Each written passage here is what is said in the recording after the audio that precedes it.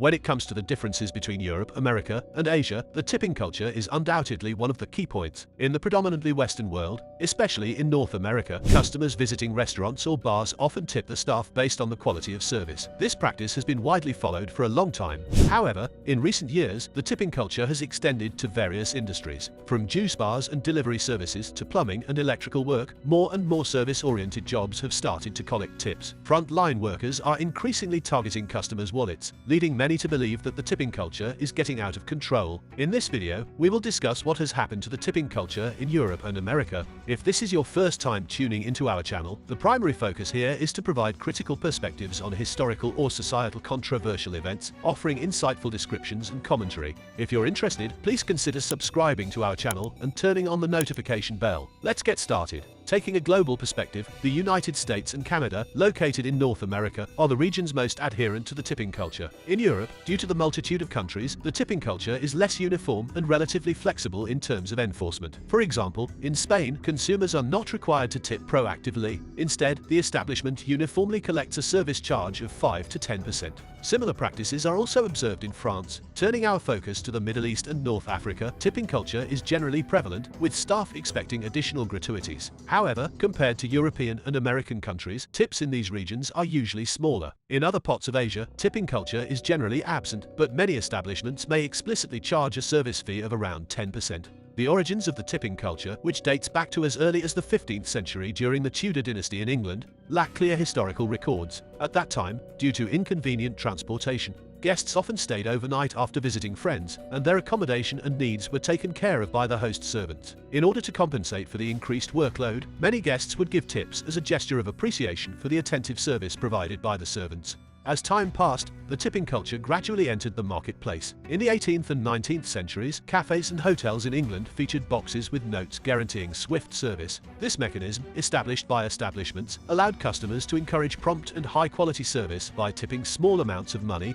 After the American Civil War, many affluent individuals returning from Europe brought this practice back to the United States, and the tipping culture thus became ingrained in American society. Bringing the focus back to the present day, an increasing number of businesses in various sectors are now requesting customers to pay additional tips. In the case of the United States, this trend is intensifying, with fast food restaurants, grocery stores, plumbers, sports stadiums, and online retailers all engaging in practices that involve requesting tips for various reasons. Many consumers intuitively feel that the tipping culture is completely out of control. As this wave sweeps in, discussions have erupted in American communities, giving rise to popular terms such as guilt tipping, tip fatigue, and tip inflation. Professor Singh from the Johns Hopkins University Business School suggests that similar situations can be traced back to the impact of the pandemic. During the pandemic, many major cities in Europe and America were forced to implement lockdowns. Unable to freely leave their homes, people had needs that often required assistance from others. In gratitude to these unsung heroes, more and more people started giving tips frequently. Not only did the amounts increase, but industries that traditionally did not have a tipping culture also became beneficiaries of this wave of generosity.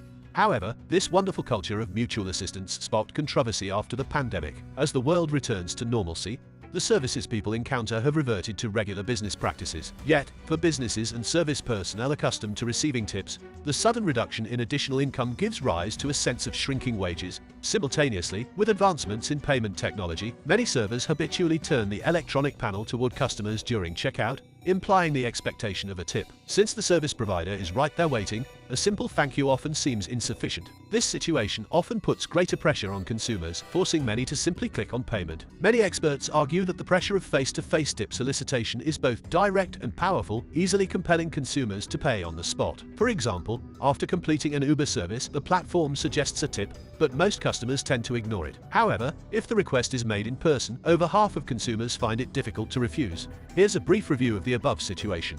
The tipping culture has long existed in Europe and America, primarily concentrated in the food service industry, with other sectors not adopting this practice.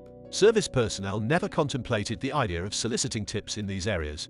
However, over the past 2 to 3 years, many charitable consumers have voluntarily given tips, setting a precedent that later became a norm. It was only after the pandemic, when things returned to normal, that people realized the pervasive nature of soliciting tips, causing growing dissatisfaction. Professor Lehman from George Washington University observed that the tipping trend in the United States has reached a historical high, but an increasing number of people are becoming aware that this trend is getting out of control.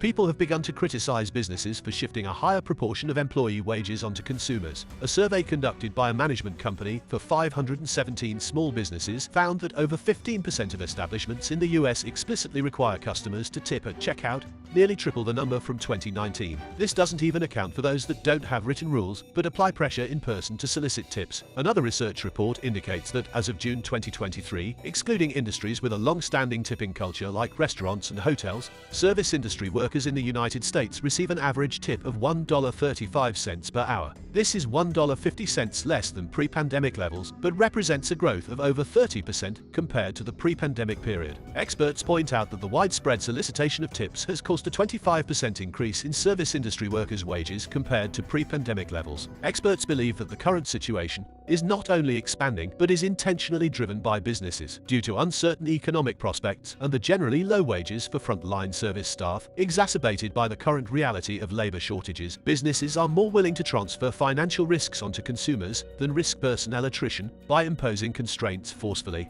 The U.S. Chamber of Commerce's 2023 report reveals that since July 2021, the accommodation and food service industry has consistently had the highest employee turnover rate in the country, consistently exceeding 5% per quarter. The retail industry also faces a high turnover rate, staying above 3.3% since the beginning of 2023. In contrast, as of May 2023, the overall labor turnover rate in the US was only 2.6%, nearly half that of the accommodation and food service industry.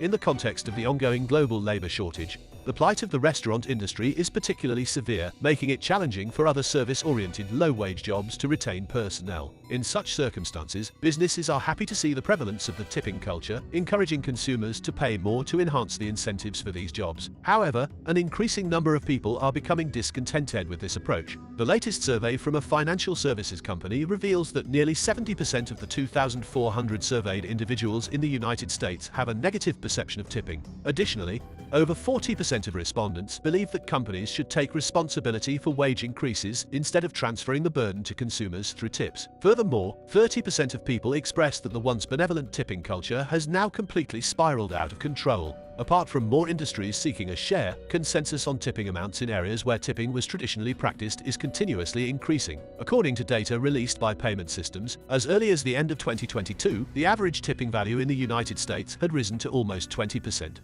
In major cities like New York, San Francisco, and Chicago, tipping amounts are exceptionally high. As the year 2023 comes to a close, there is a growing wave of scrutiny in the US market.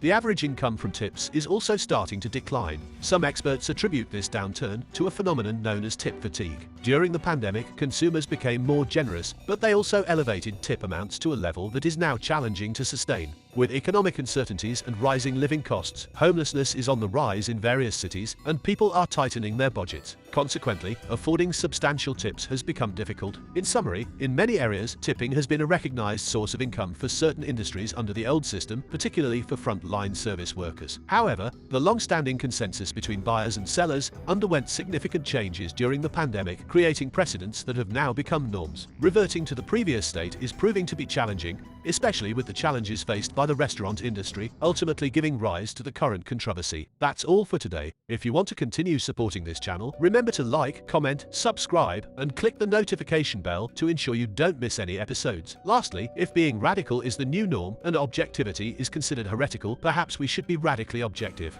Until next time, stay curious and stay unconventional.